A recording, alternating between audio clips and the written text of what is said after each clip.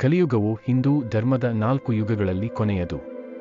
ಈ ಯುಗದಲ್ಲಿ ಮಾನವವು ಧರ್ಮ, ಸತ್ಯ ಮತ್ತು ನ್ಯಾಯದಿಂದ ದೂರ ಹೋಗಿ ಹಿಂಸೆ, ದುರಾಚಾರ ಮತ್ತು ಅಹಂಕಾರ ಹೆಚ್ಚಾಗಿ ಕಾಣಿಸುತ್ತವೆ. ಕಲಿಯುಗದಲ್ಲಿ ಜೀವನದ ಆಶಯಗಳು ಭೌತಿಕವಾದಂತೆ ಬದಲಾಗುತ್ತವೆ, ಆತ್ಮಸಾಕ್ಷಾತ್ಕಾರ ಮತ್ತು ಧಾರ್ಮಿಕ ಅನುಸರಣೆಗಳು ಕ್ಷೀಣಿಸುತ್ತವೆ. ಜನರು ಮೋಸ ಮತ್ತು ಖೋಟಾ ತತ್ವಗಳನ್ನು ಅನುಸರಿಸುವಂತೆ ಆದರೂ ನೈತಿಕ ಮೌಲ್ಯಗಳನ್ನು ಮರೆಯುತ್ತಾರೆ. ಕಲಿಯುಗದ ಲಕ್ಷಣಗಳಲ್ಲಿ ಪಾಪ, ಅಸತ್ಯ ಮತ್ತು ಇಂದ್ರಿಯಾಂತ ಖುಷಿ ಸಾಧನೆಯ ಮೇಲೆ ಒತ್ತಡ ಇರುತ್ತದೆ. ಸಂಸ್ಕೃತಿ ಮತ್ತು ವೈಚಾರಿಕತೆಯು ಹೀನಗೊಳ್ಳುತ್ತವೆ, ಸಮಾಜದಲ್ಲಿ ಅಸ್ಥಿರತೆ ಮತ್ತು ಕಲಹಗಳು ಹೆಚ್ಚುತ್ತವೆ. ಸಾಮಾನ್ಯವಾಗಿ ಕಾಲಗತಿಯಲ್ಲಿ ಕಲಿಯುಗದ ಭವಿಷ್ಯದಲ್ಲಿ ಮಾನವ ಸಮುದಾಯವು ಮತ್ತಷ್ಟು ಜಟಿಲ ಮತ್ತು ನಷ್ಟಕರ ವಾತಾವರಣವನ್ನು ಅನುಭವಿಸಬಹುದು. ಆದರೆ ಕಲಿಯುಗದ ಅಂತ್ಯದಲ್ಲಿ ಸತ್ಯಯುಗದ ಪ್ರಗತಿ ತಲುಪಲು ಪರಿವರ್ತನೆ ಹೊತ್ತ ಹನಿಯಂತೆ ಪರಿಸ್ಥಿತಿಗಳು ಬದಲಾಗುತ್ತವೆ. ಸತ್ಯ, ಧರ್ಮ ಮತ್ತು ನೈತಿಕತೆಯ ಮೌಲ್ಯಗಳು ಪುನಃ ಸ್ಥಾಪನೆಗೊಳ್ಳುತ್ತವೆ.